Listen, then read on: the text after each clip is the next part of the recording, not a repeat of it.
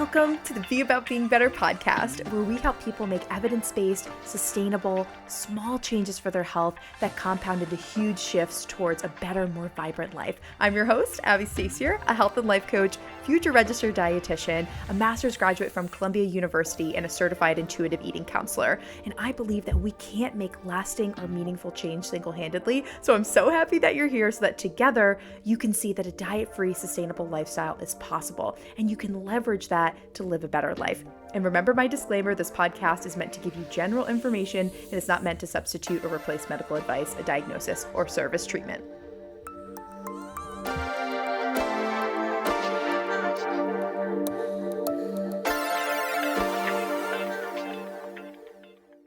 In today's episode, we're going to be talking about how to stop snoozing.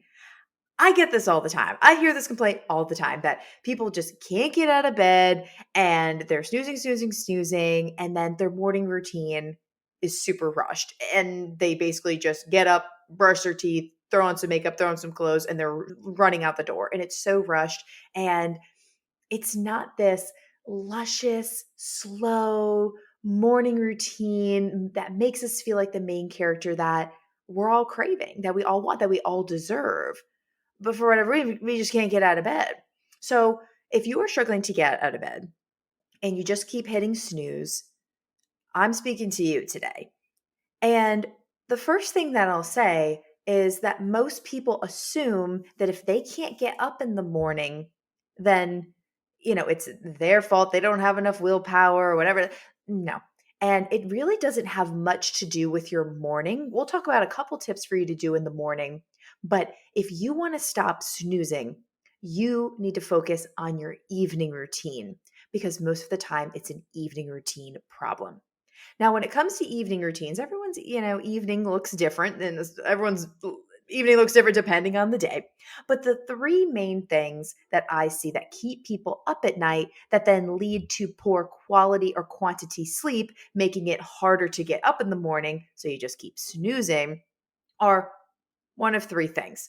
Number one, people are eating or drinking too close to bed.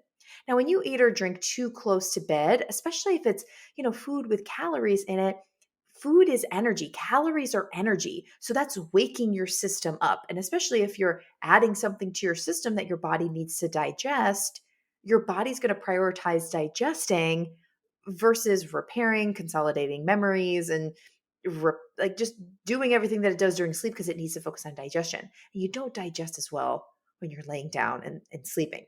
So it's not great. And it's harder to fall asleep when you're literally waking yourself up by giving yourself energy. So I'm not saying you need to stop eating at a certain time at night, but you want to try as best you can. I know people have different schedules and stuff, but at least an hour before bed to not have anything other than water, maybe a cup of tea or something. But not have anything with calories in, at least like about an hour before bed. Another thing that is pretty common is that people are on their phone and looking at screens, whether they're on their phone, scrolling through TikTok or social media, or they're watching a show on TV. That blue light, looking at the screens is waking us up and it's stimulating you. It's very hard to fall asleep and get good quality sleep and good quantities of sleep when you are staring at screens. If you're someone that is just constantly falling asleep to the TV, and you're doing it for the noise, definitely get a noise machine instead or try something different. But if you're doing it because you're just used to watching a show before bed, try watching a show at a different time, not when you're trying to fall asleep, because you don't know the quality of sleep that you're missing. So it really is impacting you more than you realize. Even if it's something that's in your routine, I know it's hard to change something that's a habit, but it really will lead to better sleep and then help you to get up in the morning. So we really want to stop looking at screens. We really want to unplug at least an hour before bed as well. And then the other culprit that I see that is leading to poor sleep quality and quantity, and that's making people snooze continuously in the morning, is that people are working too close to bed. So again, they're too stimulated. It's like you can't just finish up work, finish up studying, slam your laptop shut, and then go brush your teeth and go to bed. It's like, no, we need time to wind down. and we need about an hour. So an hour before bed is ideally when we should be unplugged from our phones and any screens. That is also when we should not eat anything, at least try, just to aid in digestion and really wind down. And that's also when we should stop working as well. If you can stop working sooner, that would be great. But at least an hour before bed, that's when we should stop work, stop the screen time, and close down the kitchen. And that will help you to have better quality and quantity sleep, especially if you are optimizing that last hour. So, I talked about this in my main character morning routine episode, which I'll link in the show notes. But I want to reiterate it here that an evening routine ideally would have two parts. The first part of your evening routine should be when you're doing everything to prep for the next day, laying out anything for your morning routine, packing anything for that next day that you need. So you're packing up your lunch, you're packing your snacks, you're refilling your water bottle, you are laying out your clothes, you're laying out your workout clothes. If you're working out, you're laying out your work clothes, whatever you're wearing after. You're making decisions about how you're going to wear your hair. You're going to make decisions about what the flow of your morning is going to look like. You're tidying up, you're cleaning out the sink. Like, you're doing all of the things that you need to do to make the next day easier for yourself. Kind of those like checklist, to-do list items, organizational things. Once you're done with that, I find that that's a really good time to transition and like fully unplug. Oh, okay, I finished everything for tomorrow. All my responsibilities are done. So now I can turn inward and focus on myself. This is when I unplug and I stop work fully. That's when I get off my phone fully. And that's normally when I'm done eating, because I kind of finish all of those things about an hour before bed.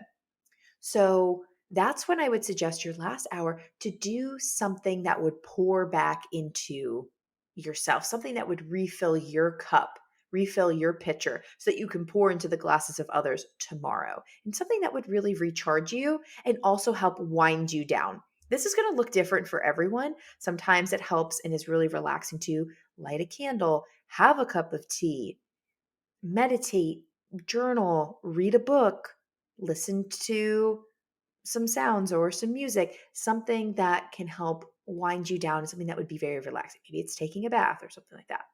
Something that would help wind you down. And you really need to give yourself that time so that you can ease into sleep. Because if you're falling asleep so quickly, like within 3 to 5 minutes of putting your head on the pillow, that you're exhausting yourself too much. It should take about 10 to 15 minutes for you to fully fall asleep. That's normal. So if you're, as soon as your head hits the pillow, you're passing out, you are driving yourself to exhaustion. And you need to reevaluate your lifestyle and especially your evening routine and how you're winding down and choosing to recharge. So if you're someone that can't stop snoozing and can't get out of bed in the morning for the life of you, you need to first evaluate your evening routine and see which one of these things you're doing that would be an opportunity for growth. Do you need to close down the kitchen sooner? Do you need to focus on eating more during the day so that you're not eating as much right before you want to go to bed? Do you need to be a little bit more disciplined and not scrolling on TikTok and not watching TV before bed? Do you need to invest in a sound machine or find a meditation app with sounds that you enjoy? Or do you need to figure out how to not work so close before you need to go to bed? Do you need to reevaluate your productivity and your study habits? This is something I do with clients all the time, figuring out how they could be more efficient with their work. And do you need to be staying up so late to do work? Is there another time to do that? Are those tasks even expected of you? One of my clients was staying up until midnight doing work for her job. And I asked her, I'm like, are these tasks required for the next day? And she was like, oh no, these things are just kind of extra, or stuff that I could do the next day, or stuff that I, didn't do earlier because I either took a longer lunch or I got distracted or I just had a lot of meetings that day. And it's like, okay, if these things aren't immediately required, and if there's things that we could do to shape up your productivity, kind of shave down some time, allow you to be more efficient, to get more done in less time earlier on in the day, then we should do that. And that's what we should focus our coaching sessions on, so that It frees up your evening and you can actually unplug and go to bed and wind down and give back to yourself. So that might be you too. We might need to figure out, okay, what can we change about your work habits and your productivity habits so that you don't work so closely to bed? So those would be the three things that I would evaluate. And then I would take that next step and look at, okay, what's in that first part of my routine, that checklist? How can I best prepare for the next day? And then let me write down a couple things. What makes sense for me? What would actually be effective in winding me down? And what would actually be relaxing as I head to bed? And then that will help you ease into sleep and get the best quality and quantity sleep that you can. So that's what we can do in the evening. And then there are things that you can do in the morning that can help stop your snooze. The first thing is you need to stop setting multiple alarms, because when you hear that first one go off and you know that you have three other alarms or another one that's going to come after that to save you, you're not going to be motivated to get out of bed. So we got to stop with the multiple alarms and just have one alarm. So you have that one chance to get up. And if you miss that, that alarm, most of the time we know, okay, we only set the alarm, so I really need to get up and really need to focus on this. Or, sometimes you sleep through that one alarm and you don't have a backup. And if that makes you late for work, if that makes you late for class, like sometimes you have to learn that lesson and go through that to have it be a real routine shift. Like, wow, I really need to make some change because I can't afford to go through that again, or that just did not feel good and I can't go through that again. So sometimes that routine jolt can kind of zhuzh things up and really get you to see like, okay, I really need to change my routine and get up.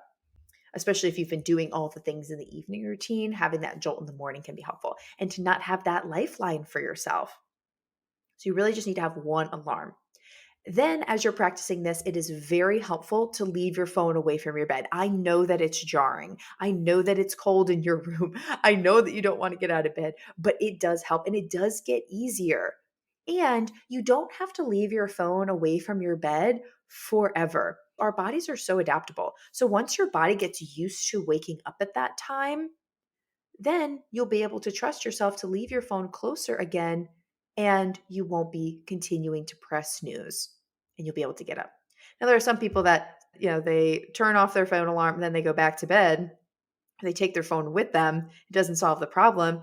But that's where I would go to, okay, are we doing the things in the evening routine? Are we setting multiple alarms?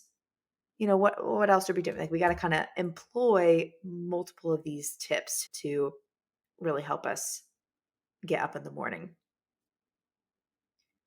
I also think it's helpful, and some other clients have found this helpful over the years, to leave a glass of water and like an emergency packet next to their phone in the morning. So, because if we stay up for like 7 to 10 seconds, it gives our brain and our body a chance to actually wake up in the morning, to register, hi, it's the morning and I really need to get up and I don't want to snooze again. So sometimes drinking something can just wake our system up and signal to our body like, okay, we're not going back to bed. We're kind of moving on with our day. So if you leave a glass of water, maybe an emergency packet to give yourself a different taste and also some vitamin C, that can be helpful to wake your body up in the morning and prevent you from snoozing. It also might be helpful to, sometimes I suggest this to clients. I don't know if it's 100% helpful, but sometimes you just need something to disrupt the routine. So sometimes changing your ringtone and your alarm sound for the morning can be helpful, because it would be like, oh, that sounds different. What is that? Make sure that it's one that you'll actually wake up to. But sometimes we just need to like change something, zhuzh up the routine to, not be on autopilot, and that can bring more awareness and make it easier to get up in the morning. So changing the sound can be helpful. And then also maybe leaving a sticky note, a little post-it note on your phone that maybe says a message to yourself that you would respond to. Like, girl, you got to get up. Or like, you deserve a luscious morning. Like, or write down your goals about like why it's important for you to work out, or write the 3 words that you want to feel walking into your first commitment of the day, that if you do your morning routine and you get up for it and you complete it, you will feel this way. If you put clear, confident, empowered, at peace, collected, prepared. If you put some of those words on a sticky note on your phone, number one, as you're reaching over to your phone to like fumble with it in the morning to hit the alarm to stop, you're going to have to work through that sticky note and you're probably going to be like, what is this sticky note on my phone? You might not remember that you put it there and you're like, oh yeah. So that gives you a couple extra seconds, because if we can get ourselves for like 7 to 10 seconds, if we can get ourselves awake for 7 to 10 seconds, that can be enough time for us to register that we're awake and we don't want to go back to sleep. We don't want to snooze. The quicker that we hit the snooze, the more likely we are to just fall back asleep. So we need that 7 to 10 second window to like register that we're waking up. So if you put a little sticky note on your phone, no one that can kind of confuse you. And hopefully when you lean over, maybe you'll see what the words say and like read that to yourself and be like, oh yeah, that's why that's why I set my alarm for this time. That's why I laid out my clothes the night before, because I am really committed to my morning routine. Because if I do this meditation, if I do this journaling, if I do this workout, if I sit down and have breakfast and have like a lush morning with myself, I know that I'm going to feel like the main character. I know that I'm going to walk into work. I'm going to walk into class feeling confident, empowered, clear, prepared, feeling how I want to feel, and not just like so rushed and stressed and frantic. And we don't, like 2023, we don't want to be having frantic girl energy anymore. It's just not the vibe. This is our main character era. So it's important that you are setting yourself up for success, and we got to stop the snooze so that you can do things in the morning that would generate those main character feelings for yourself. So definitely go to the show notes and listen to my main character morning routine episode. Again, it's one of our most popular episodes, and I think we got to like revisit our routines every new season, quarterly, at least every 6 months, to ensure that we're doing things in the morning that make us feel like the main character and that we're not getting too routine with it and too on autopilot. We want to be intentional too. So we want to bring that intentionality and really getting the most out of our morning routine as possible. And the way that we do that is by getting good quality and quantity sleep. Because if you're well rested, it will be easier for you to get up in the morning. So we need to focus on the evening routine. What's hindering us from getting good quality and quantity sleep?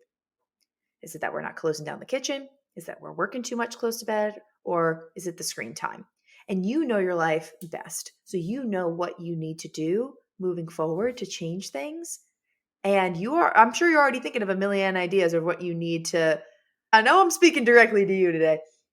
You know exactly what you need to do moving forward and what action steps to take and what things you need to try. And if you need more accountability with this, if you need more tips, if you need more support, then definitely take our quiz and see which one of our health coaching programs can be for you. And if it's the Academy, we got a couple spots left and I would love to support you. Those are the clients that I work with the most closely. They get the most customization, the most support, the most community, and would love to support you on your goals. So definitely, there's some links in the show notes, more about the Academy. You can see if it's for you, and take our quiz too. If you're not sure if the Academy is for you, but you're maybe considering one of our other programs, then definitely take the quiz, and that will direct you and put you in the right direction. And as always, my DMs are open. Thanks for listening, and I hope that y'all get good sleep, and I'll talk to you soon.